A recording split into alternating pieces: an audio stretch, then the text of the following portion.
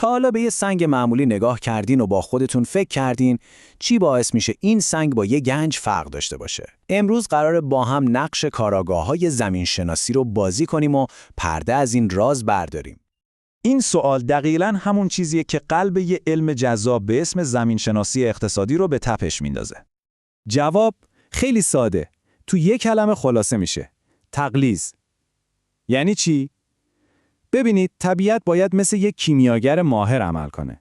باید بیاد عنصرهای پراکنده تو پوسته زمین رو یه جا جمع کنه تا یه چیز با ارزش بسازه. به این عدد یه نگاه بندازین. 2500. این عددیه که نشون میده طبیعت چقدر باید زحمت بکشه تا طلای پراکنده تو پوسته زمین رو غلیظ کنه و یه معدن طلا درست کنه. فکرشو بکنین، غلظت یه ماده رو 2500 برابر کردن. این یعنی یه فرایند زمینشناسی فوق‌العاده قوی و البته نادر. خب، حالا قبل از اینکه راه بیفتیم دنبال گنج، اول باید بدونیم اصلا چی باعث میشه یه تیکه سنگ ارزش گشتن و پیدا کردن رو داشته باشه. اولین چیزی که یه زمینشناس بهش نگاه میکنه اعیار کانسنگه. اعیار خیلی ساده به همون میگه که آقا توی هر تن از این سنگ چند گرم یا چند درصد از اون فلز با ارزش وجود داره. همین.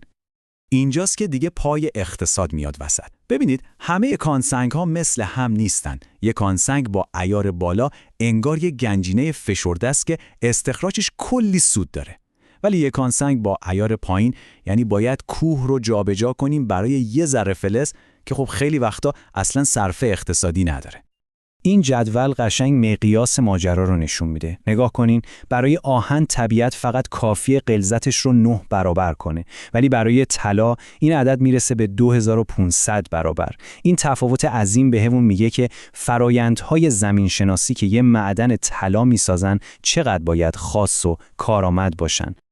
خب، حالا که فهمیدیم چی یک کانسنگ رو با ارزش میکنه، سوال بعدی اینه: این فرایندهای تقلیز عجیب و غریب کجا اتفاق میافتن؟ وقتشه بریم سر صحنه جرم. این کانسارها یه جورایی مستقیم از دل سنگ مذاب به دنیا میان. فکرشو بکنین مثل لایه‌های معروف کرومیت توی بوشهولد آفریقای جنوبی. این فرایند رو مثل سیستم لوله‌کشی خود زمین در نظر بگیرید. آب داغ پر از فلز توی شکاف‌ها حرکت میکنه و رگه‌های معدنی درست میکنه که انگار لوله‌های پر از گنج هستن. خیلی از معادن مهم طلا و مس دقیقاً همینجوری تشکیل شدن. و حالا میرسیم به بخش کاراگاهی ماجرا. زمینشناس‌ها میان بافت‌های کانی‌ها رو مثل سرنخ‌های صحنه جرم بررسی میکنن تا بفهمن یک کانسنگ چجوری به وجود اومده. سرنخ اول، حلقه‌های هم‌مرکز. اینا دقیقاً مثل حلقه‌های رشد روی تنه درخت میمونن. هر لایه داستان یه دوره رشد آروم و پیوسته کانی رو توی یه فضای باز و پر از آب داغ برامون تعریف میکنه. این بافت یه جورایی امضای کانی‌هاییه که یه شکاف باز توی سنگ رو پر کردن. بلورها قشنگ فضا داشتن که از دیواره‌ها به سمت مرکز رشد کنن. درست مثل دندونه‌های شونه.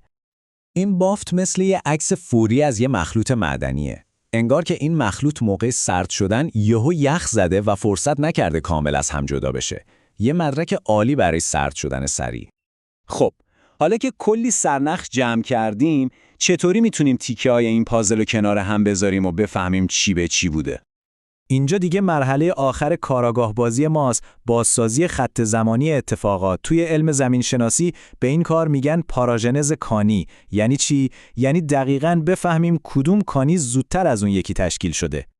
این کار دقیقاً مثل حل کردن یه پازل زمانیه.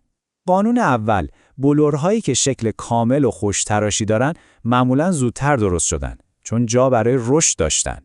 قانون دوم که خیلی مهمه، اگه یه رگه دیگر رو قطع کنه، اون رگه‌ای که قطع کرده همیشه جوان‌تره. با کنار هم گذاشتن همین سرنخ‌های ساده، کل داستان تشکیل اون کانسار رو میشه فهمید.